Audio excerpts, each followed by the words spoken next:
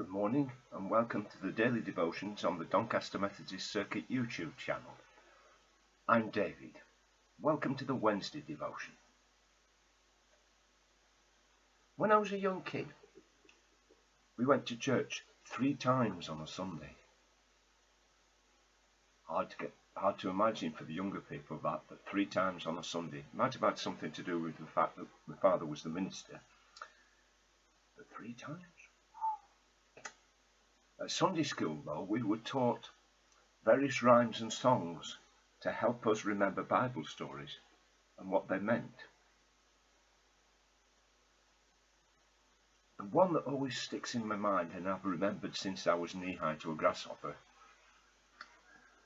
was the story of the fiery furnace from the book of Daniel.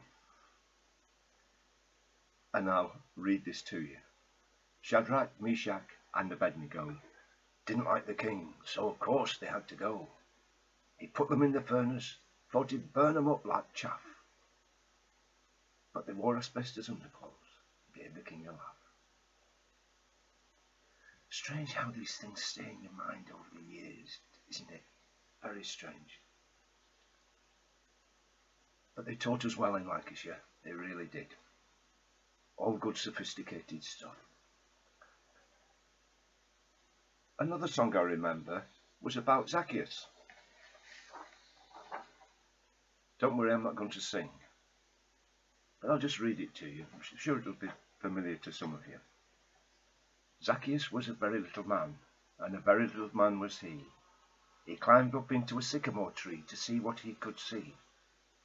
And when Jesus passed that way, he looked into the tree and said, "Now Zacchaeus, you come down, for I'm coming to your house for tea." Zacchaeus went a very little way, and a very little way went he. And when he welcomed Jesus in, some changes they could see. "I'll split my goods in half," he said, "give 1/2 to the poor, and I'll pay back what I've cheated anyone, and I multiplied by 4. Zacchaeus was a very little man, and a son of Abraham, and Jesus who can come to us is called the Son of Man. He came to look for what was lost, to find and save them too. And what he did for a very little man, he can do for me and you. Rather good, isn't it? Well, you may like it, you may not, but there you go. But it tells the story and the meaning quite well, although it's very much in the style of the time in which it was written. Now, we know the story of Zacchaeus. He entered Jericho and Jesus was passing through it. This man named Zacchaeus was a tax collector and he was very rich. And he was trying to see who Jesus was. But in a crowd he couldn't do that because he was vertically challenged, as I think we would say nowadays. He was a small man. And there's no way we could see over the crowd, so he climbed a tree. And Jesus invited him to come down and spend time with him. Here's a meditation, and it's taken from Nick Fawcett's book, No Ordinary Man. And it's from the point of view of Zacchaeus.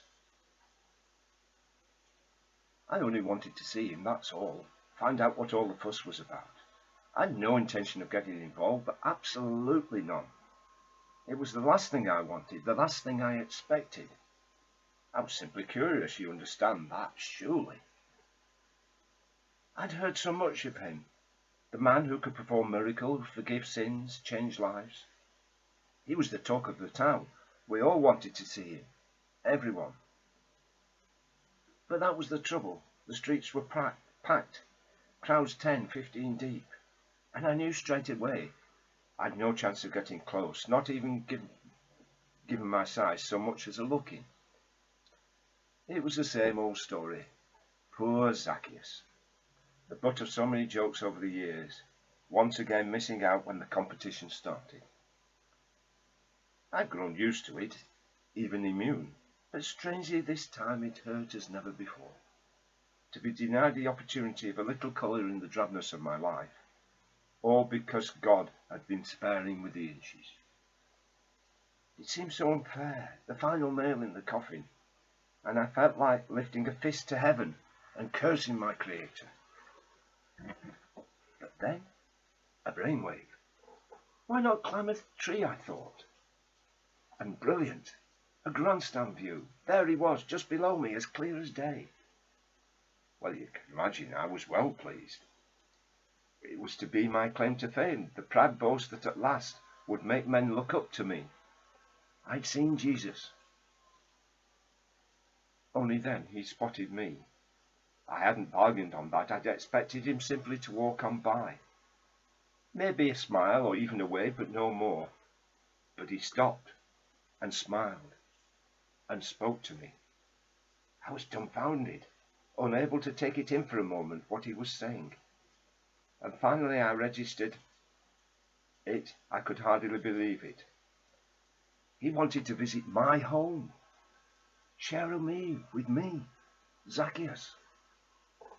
A bit of a cheat, really, inviting himself like that, yet I could hardly say no, could I? Not with all the crowd watching. They weren't best pleased, I can tell you. Always considered me a mean old so-and-so, a tight-fisted, two-faced swindler. And let's face it, I was. But this was my chance to show them I could push the boat out once in a while, so I hurried down to welcome him. The trouble was, one thing led to another, and before I knew it, I was letting my heart rule my head, paying back all those I defrauded 4 times over, giving away half the possessions to the poor. A moment's madness? Well, perhaps, but that was the effect Jesus had on you. He made you want to be different, to be like him. I've regretted my impulsiveness once or twice since then. I won't pretend otherwise. Yet I wouldn't change anything given my time again. For though I'm poorer materially now, I feel richer than I ever dreamt I could be. Let's pray.